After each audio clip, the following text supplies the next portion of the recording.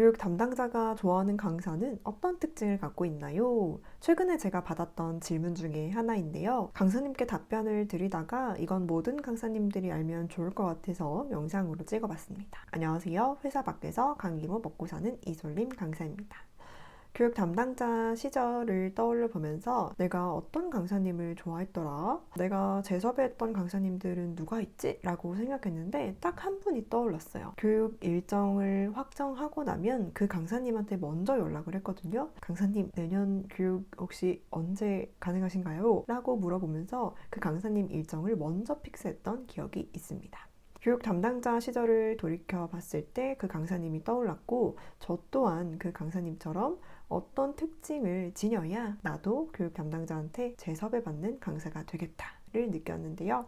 오늘은 교육 담당자들의 최애 리스트에 들어가는 강사의 3가지 특징 딱 정리해 드릴게요. 교육 담당자들은 단순히 말 잘하는 사람을 좋아하는 게 아닙니다. 그들이 진짜 좋아하는 건 내 일을 줄여주는 강사인데요. 먼저 첫 번째로 불안감 제로를 만드는 강사입니다. 교육 담당자들의 업무는 상상 이상으로 바쁜데요. 처음에는 교육 담당자가 교육 오프닝 그리고 중간중간에 살짝 교육장 왔다가 교육 종료 후에 마무리하고 정리하는 모습을 보고 가끔 이렇게 생각하는 분들도 계세요. 교육 담당자는 강의도 안 하고 많이 바쁜 거 아닌 것 같아요. 뭐 할 일 없지 않아요? 라고 하는데 아니에요. 진짜 많이 바빠요. 교육 기획부터 운영하고 결과 보고하고 또 교육 기획하고 장소 대관하고 식사 예약하고 임원 보고하고 참석자 명단 확인하고 지각자 불참자 확인하고 다음 교육 기획하고 진짜 바쁩니다. 그런데 강사가 연락이 안 된다 혹은 학습자 교환을 요청했는데 교육 당일 아침에 보내거나 담당자 입장에서는 정말 머리가 아픕니다. 예를 들어서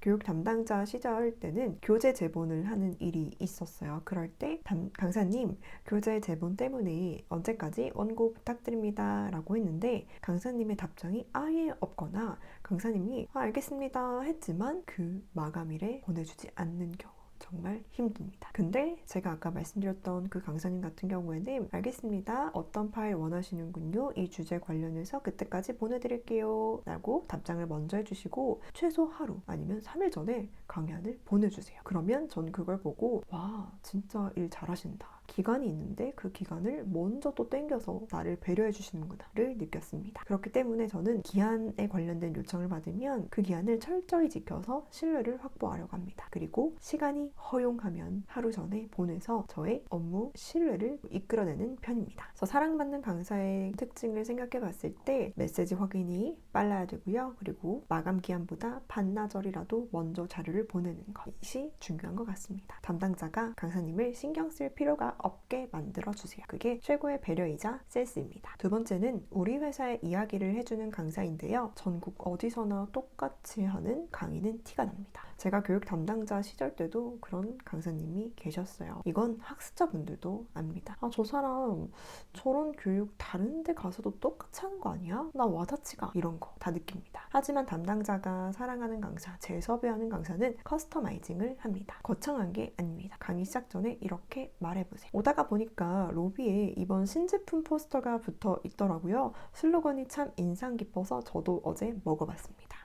혹은 최근 CEO 신년사에서 도전을 강조하셨는데 오늘 제 강의 주제가 바로 그 도전과도 연결됩니다. 이 한마디가 교육생들의 몰입도를 바꾸고 뒤에 앉아있는 교육 담당자를 흐뭇하게 만듭니다. 아, 이 강사는 우리 회사에 관심이 있구나. 우리랑 핏이 맞구나. 우리 회사에 대해 잘 조사했구나 라고 느끼는 거죠. 그래서 저는 강의에 참여하는 학습자분들의 명단을 미리 보내달라고 하는데요. 직무도 분석을 꼼꼼히 합니다. 가끔 직무 같은 경우도 연구원이다 라고 하면은 어떤 연구원인지 또 새로 확인하는 직무가 있다면 이 직무는 어떤 직무인지 강의안을 만들 때 그 직무에 특정되는 상황들 시나리오를 좀 반영합니다. 그러면 교육 담당자든 학습자든 저 강사님은 우리 회사 그리고 우리 직무에 맞는 강의를 준비했구나를 알 수 있게 되는 거겠죠. 그리고 마지막 3번째는 강의가 끝나고 결과를 조금 알려주는 강사인데요. 어떤 건지 궁금하시죠? 보통은 수고하셨습니다. 감사합니다. 다음에 뵙겠습니다. 혹시 강의료는 언제 입금될까요? 라고 이렇게 말씀하시는 분들도 계시는데 여기서 차별화 포인트 알려드릴게요. 집에 가는 길에 담당자분 담당자님께 문자를 하나 보내보세요. 담당자님, 오늘 교육 분위기가 너무 좋았습니다.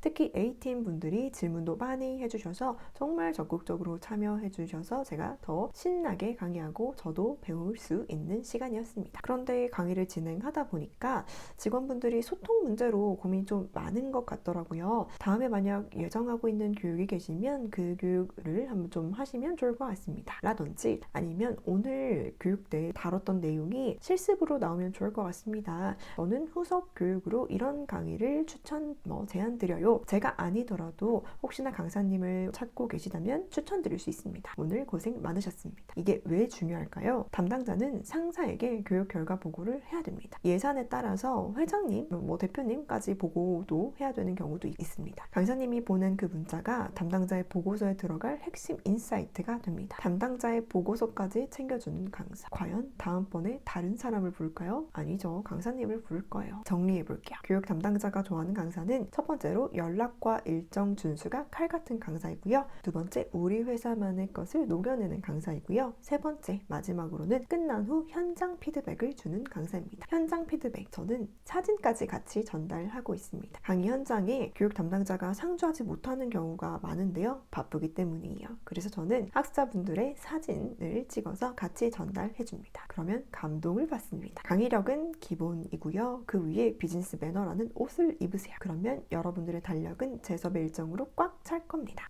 회사 밖에서 강의로 먹고 사는 강사 이솔림이었습니다. 여러분들의 성장을 응원합니다. 감사합니다.